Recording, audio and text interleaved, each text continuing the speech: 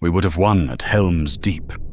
Even with the wizard arriving at dawn, even with the cavalry that came with him, we still could have taken that fortress if my brothers had not been cowards. We had the numbers. We were inside their walls. Victory was moments away. But they ran. They broke and they ran. And that cowardice cost us everything. Let me tell you what really happened that night, before you hear it from the songs of Rohan. My name is Úlfast, and I was born in the pits beneath Isengard. I never knew my father. I never knew anything except the forge heat and the training yards, and the voice of Saruman promising us that we were the future. We were stronger than the old breeds, faster, smarter. We could march in sunlight without pain. We were Uruk-Hai, the fighting Uruks, and we were made for war. But I had killed my first man when I was barely old enough to hold a sword properly. A scout from Rohan who had wandered too close to our borders. I remember the surprise in his eyes when my blade took him in the throat.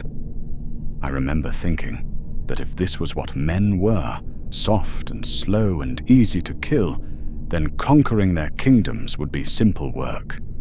I fought in a dozen skirmishes after that. Raids on villages, ambushes on patrol routes. Each time we won. Each time the men fell before us like wheat before the scythe. And each time Saruman's voice would echo in my head, telling us we were inevitable. That the age of men was ending, and our age was beginning. Garthrák believed it more than any of us. He was my shield brother, the Uruk who had fought beside me since we were whelps learning to hold a spear. We had been spawned in the same batch, crawled out of the breeding pits within days of each other, and from the first moment we could stand, we had competed. Who could run faster? Who could hit harder? Who could endure more pain without crying out? He won most of those early contests. He was bigger than me, stronger, with shoulders like a bull and hands that could crush bone. But I was quicker, more cunning, and together we made a team that the trainers noticed. They paired us deliberately after that, sent us on the same raids, gave us adjoining bunks in the barracks, taught us to fight as a unit, to know where the other would be without looking, to cover each other's weaknesses. By the time we had seen 20 summers, such as summers were beneath Isengard's smoke, we had saved each other's lives more times than either of us could count. Gthrak had a laugh that sounded like rocks grinding together, and he laughed often despite the harshness of our existence. He found humor in things I didn't, saw light in the darkness of the pits. When we sat around the fires at night, eating our rations of tough meat and stale bread, sharpening our blades until they could split hairs, he would talk about what we would do after the war. He wanted land. A hall of his own, he said, with a proper forge and servants to do the menial work. He wanted to breed stock, to raise crops, to be something more than a weapon in someone else's hand. He spoke of it with such conviction that I almost believed it was possible. I never told him, but I wanted the same thing. I wanted to be something other than what I was made to be. To wanted to wake up one morning and not have to wonder if this would be the day I died in some pointless skirmish. Wanted to feel the sun on my face without it being a prelude to violence. And Saruman promised us that. Victory, and then reward. A world where we didn't have to fight anymore, where we could simply exist, where we could take our place as the inheritors of Middle-earth, the strong replacing the weak.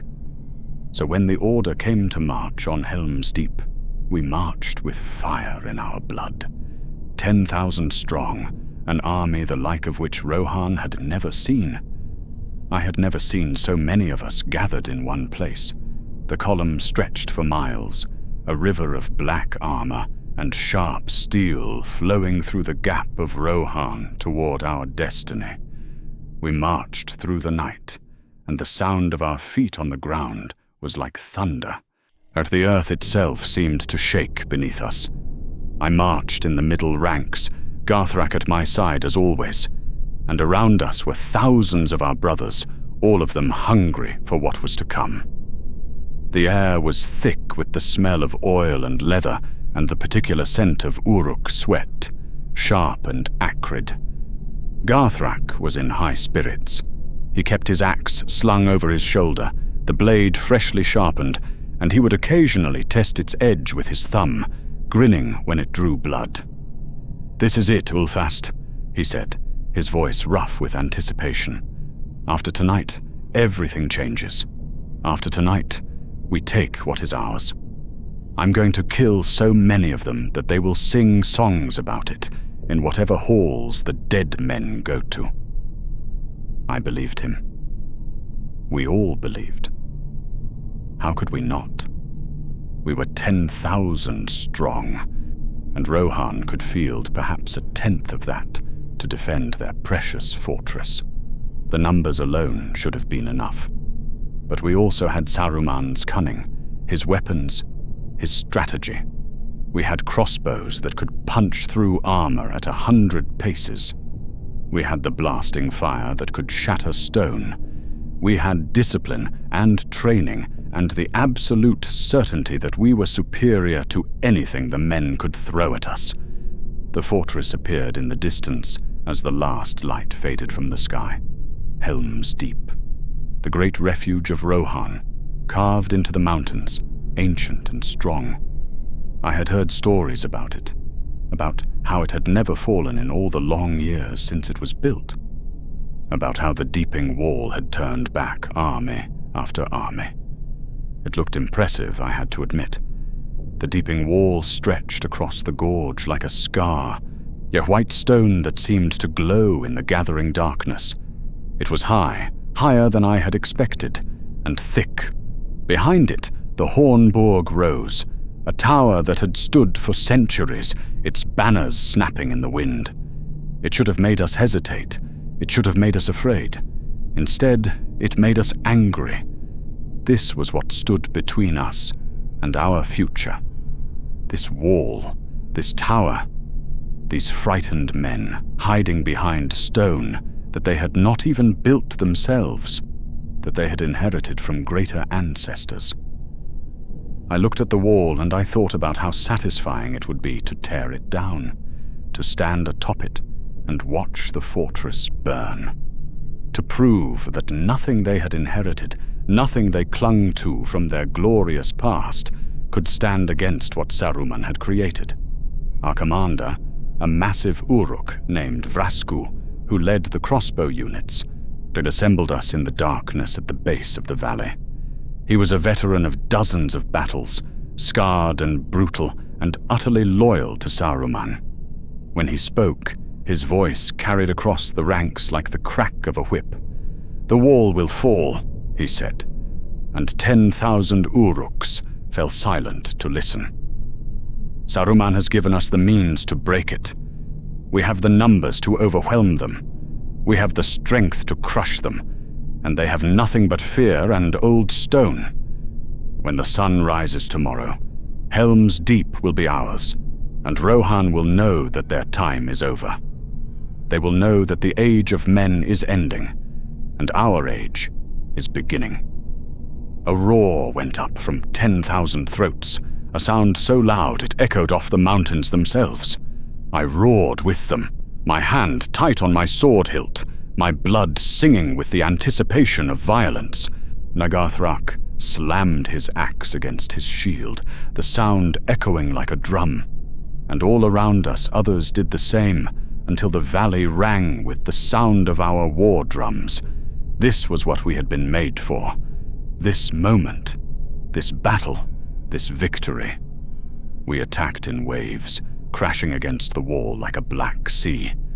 The defenders fought from above, raining arrows and spears down on us, and the first ranks went down screaming, pierced through by shafts that punched through armor and flesh. But we had shields, and we had numbers, and we had rage that went beyond anything the men could match. I was in the third wave, running across open ground, with my shield raised above my head. Arrows hammered into it like hail, the impacts jarring my arm. But the shield held. I saw Uruks fall around me, or pierced through the throat, or the eye, or the gap between armor plates. But for every one that fell, 10 more took their place. We were a tide, and tides cannot be stopped by arrows. I reached the wall and pressed myself against it, using the stone itself as shelter from the arrows. All around me, Uruks were doing the same, forming a living barrier against the base of the white stone. The wall was rough under my hands, ancient and solid, and I could feel the weight of it above me. Ladders were being brought up, long wooden ladders that took 4 Uruks to carry, and siege equipment was being dragged into position by teams straining against the weight. Above us, I could hear the men shouting. Their voices were high and afraid, nothing like the deep roar of Uruk war cries. I could hear the scrape of steel on stone as they tried to push the ladders away before they could be set. I could hear officers screaming orders, trying to maintain discipline against the tide that was about to overwhelm them. Garthrák appeared beside me, breathing hard, his armor scored with arrow marks, but his eyes bright with battle fury. "Like cutting through butter," he said, grinning to show his tusks. Blood flecked his lips, though whether it was his own or someone else's, I could not tell. "They cannot hold us, Úlfast. Look at them up there, desperate and dying. This is going to be easier than the raids, easier than anything." He was right. I could see it in the way the defenders moved, frantic and afraid. They were fighting hard, yes, but they were fighting the way cornered animals fight, with the desperation of those who know they are doomed. There was no confidence in their movements, no certainty, just fear and determination, and the knowledge that behind them were their families, their people, their entire world. The first ladder reached the top of the wall. I watched as an Uruk climbed it, fast and fearless, his sword in his teeth and his hands gripping the rungs. He made it to the top, and I saw him engage a defender, saw the brief flash of combat silhouetted against the night sky, and then he was over the wall and inside. More followed, a stream of Uruks climbing and fighting and dying, but always more climbing. We were breaching them. We were actually getting over the wall, but the defenders were stubborn. They pushed the ladders back, sent them crashing down with Uruks still clinging to them. The screams of the falling mixed with the roar of the assault. They poured something from the walls that burned, oil or pitch, and the Uruks it touched screamed in a different way, a higher pitch, as they died in flames. The air filled with smoke and the smell of burning flesh, acrid and choking. Still we came. Still we attacked, because we were Uruk-Hai, and we did not break. We did not retreat. We climbed over our own dead to get to the wall, used their bodies as stepping stones, and we kept coming. Then came the fire. Saruman's great work, the weapon he had promised would shatter their defenses. I saw 2 Uruks running forward, carrying a torch and something else, something in a metal sphere about the size of a man's head. They moved with purpose through the chaos, making for a specific point in the wall, a culvert at the base of the stone, a drainage channel that the men had probably never even thought about as a weakness. They reached it and placed the sphere inside, wedging it deep into the channel. One of them lit it with the torch, and then both of them ran, sprinting back toward our lines as fast as their legs would carry them. I did not understand what it was until the world exploded. The blast was beyond anything I had ever experienced. It was not just sound, though the sound alone was enough to deafen. It was pressure, force, the air itself turning solid and hammering into me like a fist. I was thrown backwards, slammed into the Uruks behind me, and for a moment I could not breathe, could not think, could not do anything except exist in the white heat of the explosion. When my vision cleared and my ears stopped ringing, I saw what the fire had done. A section of the wall simply ceased to exist, blown apart by Saruman's craft, and where there had been solid stone, there was now a gap, a breach wide enough for 10 Uruks to run through abreast. The edges of the breach glowed red with heat, and smoke poured from it like blood from a wound. We poured through it like water through a broken dam. Hundreds of us, thousands, screaming our war cries as we flooded into the gap. I was swept along with them, Garthrák at my side, both of us howling with triumph. This was it. We were inside. The fortress was ours. Nothing could stop us now. The fighting in the breach was brutal and close.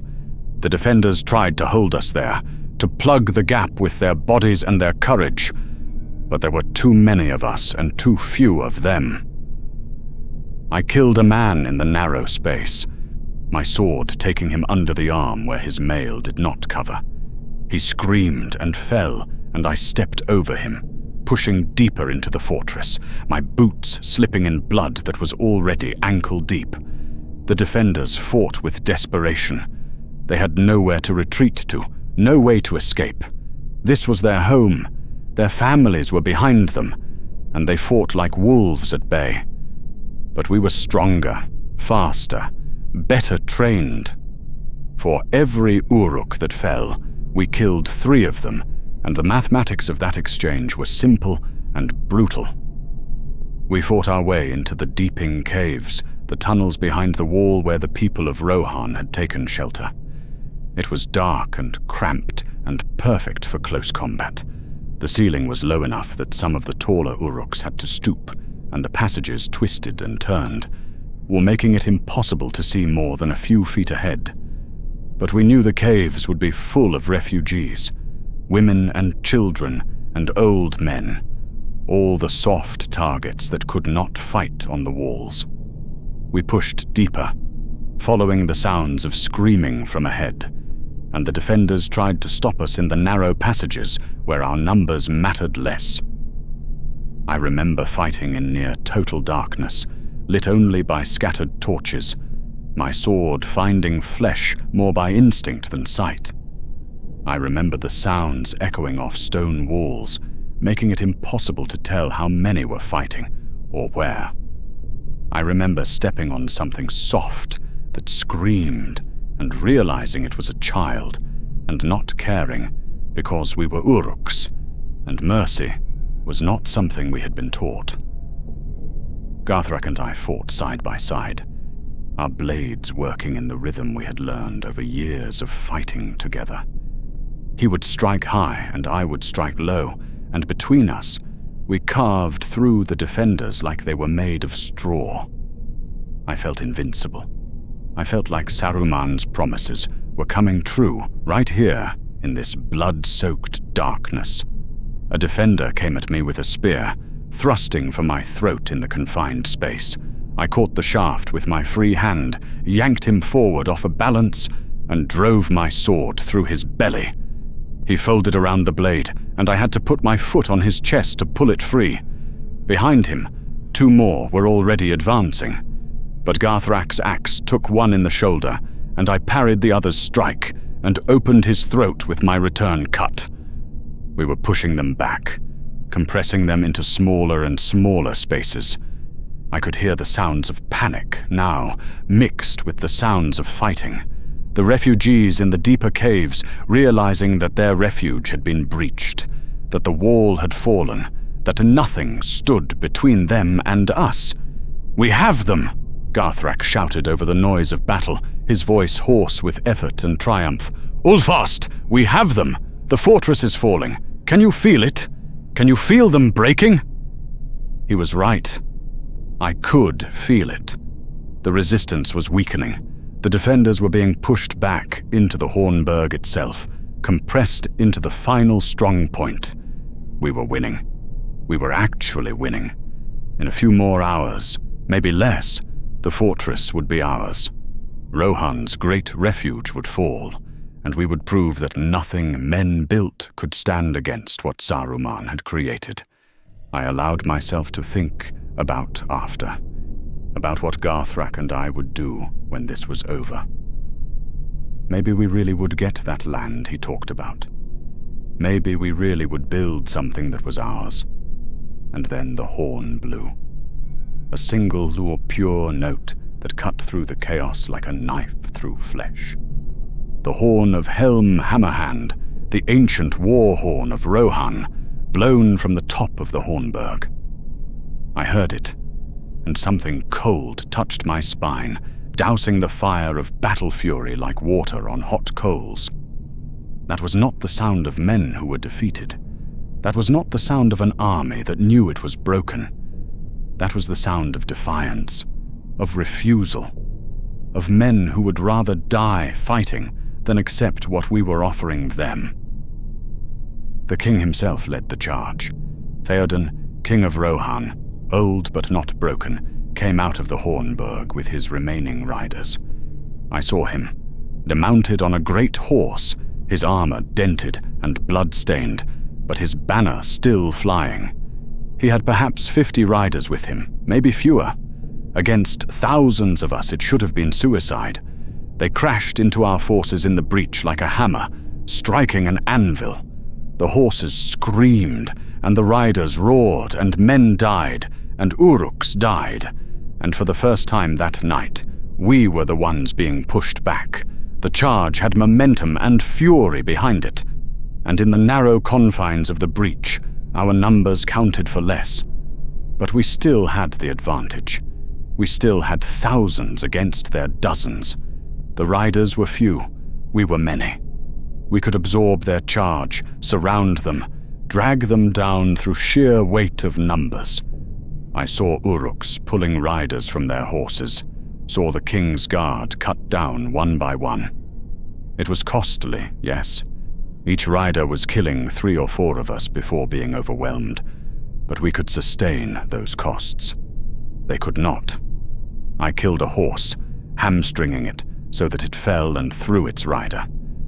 The man came up fighting, his sword moving in tight, efficient arcs, and he managed to kill 2 Uruks before Garthrák's axe split his skull.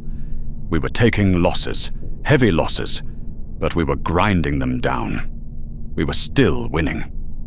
Blooded, taking heavy losses, but winning. The math was still in our favor. And then the sun rose, and everything ended. I saw the light first, the first rays of dawn touching the top of the mountain. The night had seemed endless, hours and hours of fighting in darkness, and I had lost all sense of time. But now the sun was coming, and in that light I saw something that made my blood turn to ice. A rider on a white horse, coming down the slope with impossible speed.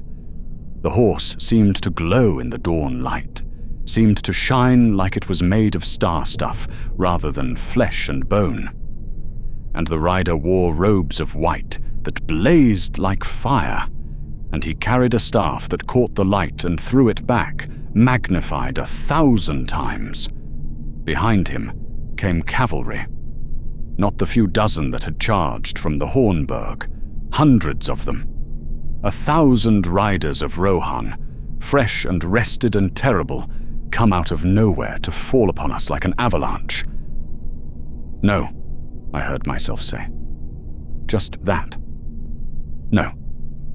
Because I understood in that moment that everything had changed, that we had been winning, and now we were not, and there would be no going back.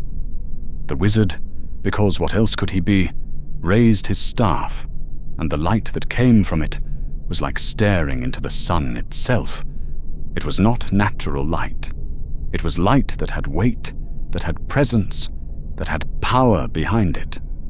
Light that felt like it could burn through armor and flesh and bone, that could sear away everything we were and leave nothing but ash. I heard Uruks around me beginning to falter, their courage breaking under that terrible radiance.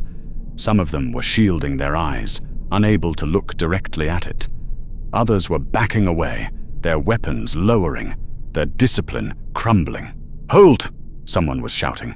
Vrasku, maybe, or one of the other commanders. "Hold, you dogs! We still outnumber them 10 to 1. Stand and fight, or I will kill you myself." But we could not hold, not against that light, not against what came with it. The cavalry hit us like the fist of an angry god. They came down the slope with the dawn at their backs and the wizard leading them, and where they struck, we died. Not just died, were annihilated, erased. I saw Uruks cut down 3 and 4 at a time, saw cavalry charges that simply deleted entire sections of our line like they had never existed. The horses were huge up close, bigger than any horse I had ever seen, and they had been trained for war. They kicked and bit and trampled, and their riders cut down from above with long cavalry swords that opened Uruks from shoulder to hip. The sound of it was like butchery in an abattoir, the wet sound of steel in flesh, over and over and over, and the light kept getting brighter. The wizard was advancing, and where his light fell, Uruks screamed and tried to shield their eyes, and in their blindness they were easy prey for the riders that followed. It was not just physical light. It was something else, something that attacked the mind and the will, that made you want to cower and hide and run. The discipline broke. The army that had marched with such confidence, that had breached the walls and fought its way into the fortress, that had been moments away from victory, began to run. Not retreat in good order. Not fall back to regroup. Run. Pure animal panic as 10,000 Uruks realized they were no longer predators but prey. I tried to hold my ground, tried to fight. I planted my feet and raised my sword and screamed defiance at the riders bearing down on me. A rider came at me, his horse's hooves churning the mud, and I managed to dodge the first swing of his sword. I struck back, aiming for the horse's legs, to trying to bring it down, but the horse was too fast, too well trained. It pivoted, and the rider's return stroke caught me across the shoulder, a glancing blow that my armor turned, but with enough force to spin me around. I stumbled, my footing lost in the churned mud and blood, and the horse itself knocked me sprawling. I hit the ground hard, all the breath driven from my lungs, my sword knocked from my grip. I tasted blood and mud, and when I looked up through the forest of legs and hooves and dying Uruks, I saw Garthrák. He was fighting like a demon, his axe wet with blood, trying to hold back 3 riders at once. He was roaring defiance, refusing to run, refusing to break even as the army around him dissolved into panic. He killed 1 horse, the axe nearly taking its head off, and the rider went down in a tangle of limbs. He turned to face the next one, his axe raised high, and I saw the exact moment when a lance took him in the back. It punched through his armor like it was parchment, the point emerging from his chest in a spray of dark blood. Garthrák's eyes went wide with shock and pain, and something else, something that might have been betrayal, as if he could not quite believe that after everything we had survived together, this was how it ended. His axe fell from nerveless fingers. He reached up and touched the lance shaft protruding from his chest, as if he needed to confirm it was real, and then his legs gave out, and he fell to his knees. "Gthrak!" I screamed his name, tried to crawl toward him through the chaos, but the tide of fleeing Uruks swept me up and carried me away. I caught one last glimpse of him, on his knees in the mud, and then the riders simply trampled over him and moved on to the next target, and he was gone. Away from my shield, brother. Away from my friend. away from the only Uruk in the world who had cared whether I lived or died. The retreat became a rout. We were no longer an army. We were a mob, running in blind panic, trying to escape the light and the horses and the terrible wrath of Rohan. I ran with them, my courage broken, my faith in Saruman's promises shattered like the wall we had breached. I ran and I did not look back, because looking back meant seeing Garthrak's body being ground into the mud, meant acknowledging that we had lost, meant accepting that everything we had believed was a lie. The forest. If we could reach the forest, we could hide in the trees, lose ourselves in the shadows, regroup and survive.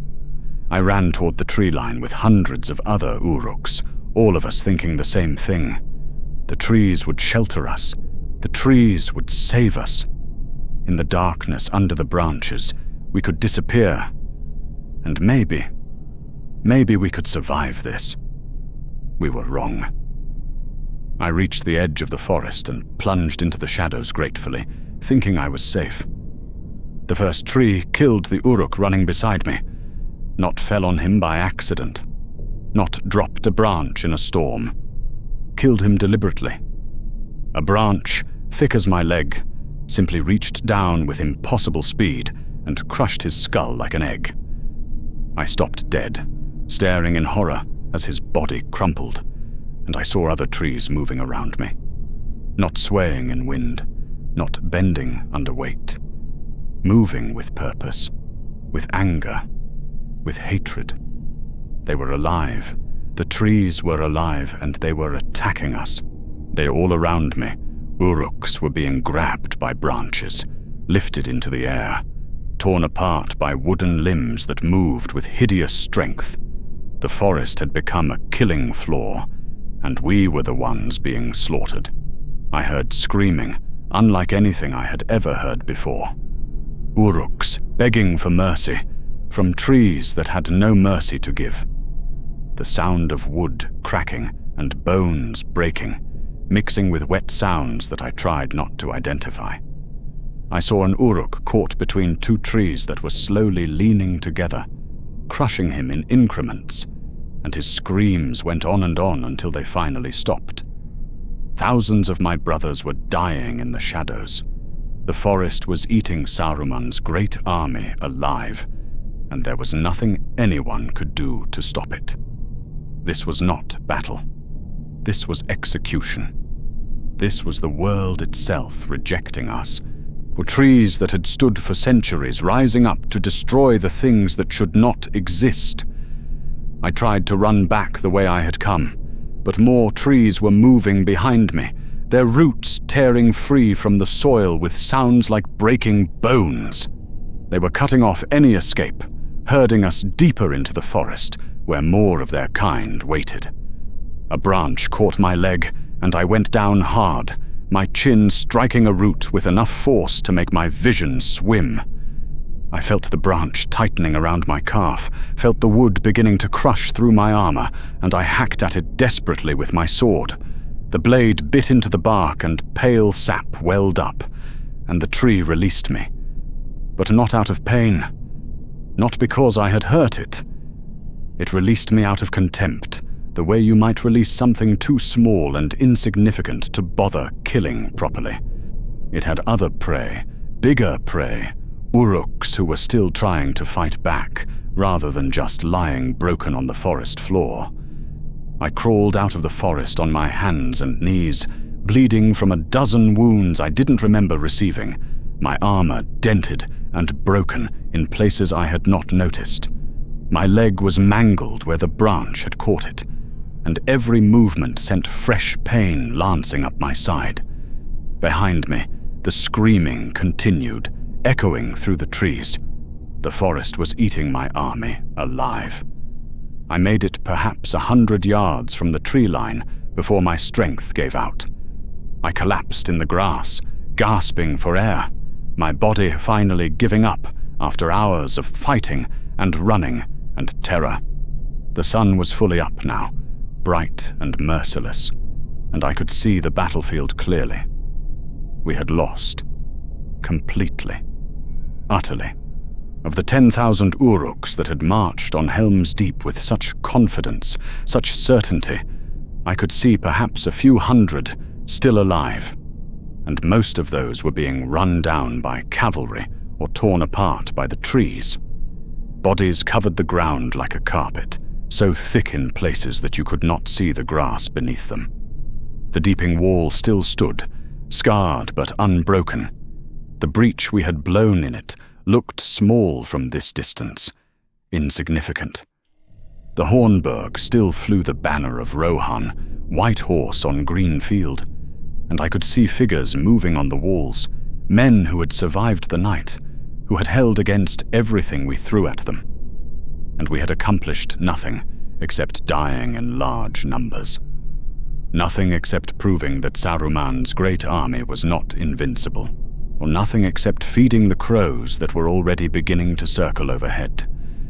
I thought about Garthrák, about his dreams of land and a hall of his own, about all the times he had saved my life and I had saved his, about the plans we had made, sitting around fires in the deep places of Isengard, talking about what we would do when the fighting was over, about how he had believed, really believed, that we were building something better, that we had a future beyond just being weapons. And now he was dead, trampled into the mud of Rohan, and his dreams were dead with him. All the Uruks who had marched with us were dead or dying or running in blind panic, and Saruman's promises, all those beautiful promises about our age beginning and the age of men ending, they had been lies. Or maybe he had believed them himself and had simply been wrong. Either way, the result was the same. We were not the future. We were not inevitable. We were just weapons that had been used and broken, and now we were being discarded like any other broken tool. My leg was bleeding badly. I could feel it, hot and wet, soaking through my torn trousers. I tried to put pressure on the wound, but my hands were shaking too badly. Shock, probably. Blood loss. Exhaustion. All of it together. I heard hoofbeats and turned my head, the movement taking effort that I almost didn't have. A rider approached, one of the Rohirrim, his armor splashed with blood that had dried to a dark brown in the morning sun. His horse was tired. I could see it in the way it moved, but it still stepped carefully, picking its way through the carpet of Uruk dead. The rider looked down at me with eyes that held no mercy, no hatred, just a kind of tired resignation. He had been killing Uruks all morning. I was just one more, just another piece of Saruman's broken army that needed to be swept away. For Rohan, he said quietly, his voice hoarse from shouting war cries, and he raised his sword. I closed my eyes. I did not want to see it coming. I thought about Garthrák, about how he had died fighting, refusing to run even when everything was lost. At least he had gone out on his feet, weapon in hand. At least he had died like a warrior. I was just dying in the grass like a broken animal. I thought about the promises we had believed, about how Saruman had told us we were the future, that the world would be ours, that we just had to be strong enough to take it, about how none of that had been true, about how we had marched to our deaths, believing we were marching to our destiny. The sword came down and the world went dark. My last thought was that at least it was over. At least I would not have to face Isengard and tell Saruman that his great army had been destroyed, that his weapon, his Uruk-Hai, his future, had been broken by an old king and a wizard and trees that walked like men. At least I would not have to see the look on his face when he realized that everything he had built, everything he had planned, had come to nothing. The last time I saw the sun rise over the deeping wall, I was dying, and I understood in those final moments that we had never had a chance, We had been sent to break ourselves against Rohan's defiance, and Rohan had not broken. We had. From the first moment we set foot in that valley, we had been doomed, and Saruman's promises had been hollow, his certainty had been false, and 10,000 Uruks had paid the price for his arrogance. Before we continue, I want to ask you something. If you are enjoying these stories from the shadows of Middle-earth, the voices of those who witnessed history but never made it into the songs, then please consider subscribing to Whispers from the Shire. Every subscription helps me bring more of these untold tales to life. There are so many secrets buried in the dark places of the world. So many witnesses who never got to tell their stories. Help me share them, thank you. The Deeping Wall stands still. The Hornburg flies its banners, and somewhere in the mud before those walls, my bones lie with 10,000 others. A monument to the hubris of Saruman and the foolishness of Uruks who believed they could inherit the world. We were the storm that would break the kingdoms of men. Instead, we broke ourselves, and the world moved on without us, as if we had never been, as if we had never mattered at all.